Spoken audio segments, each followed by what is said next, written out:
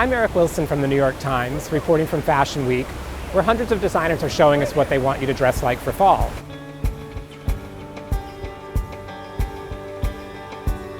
There's been a remarkable cohesion between the collections this season. Certainly a number of trends that we've seen from show to show to show. We've seen a lot of interesting designer takes on the parka, and I think maybe that's because we've had such a cold winter that all the designers are really interested in coming up with some looks that'll help people get through another cold season.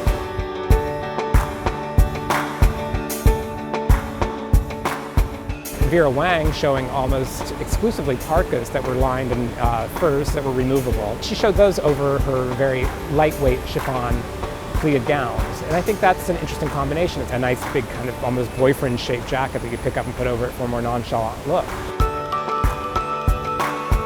But I was really surprised at how many young designers took a take on the poncho. Wang and Joseph Altuzarra, who showed on the same day, both had ponchos that were lined with quilted material. The fact that they both put them on the runway says something about where these designers' minds might be at. These kind of loose, casual shapes, they really have an appeal to a younger audience.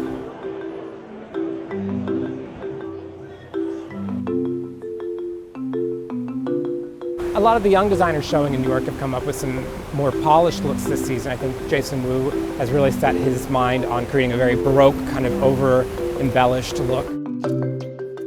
Fall is about optimism and decadence, and it did that by embellishing lace on a menswear-inspired parka or a wool coat with a lace racing stripe on the side. Taking something quite precious like lace and putting it back in a different way was really interesting to me. At the same time, we've seen some interesting new shapes. The most unusual is an exaggerated hourglass shape that we saw specifically at Marc Jacobs. The designers are taking the nipped wasp waist suit from the 30s and 40s and exaggerating it so that the hips almost look padded. I mean, we just did, like I said, what felt so different for us from last season. And again, I like the severity, I like the idea of discipline. I like very structured and, sort of sculpted looking clothes. Elsewhere, looking at Kuhn's collection, he actually said he was looking at the silhouette of the French aristocracy, specifically Marie Antoinette, but also the way that Maasai tribes put together their blankets in a very kind of studied way that creates a very similar silhouette. It's very surprising when you look at them together. Michael Kors celebrated his 30th anniversary today with a collection that really encapsulated what he does best, which is great American sportswear.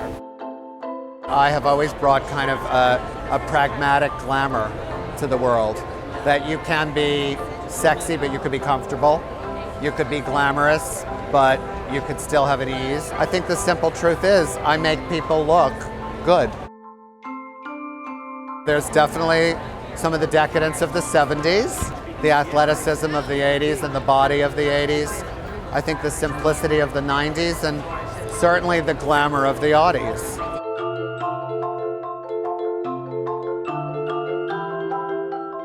At the end of New York Fashion Week, designers have left us with a lot to chew over, but I think the big message is these new oversized puffy coats, lots of different varieties, baseball jackets. Basically, any kind of gear that you might need to get you through another winter like the one we just had. For the New York Times, I'm Eric Wilson.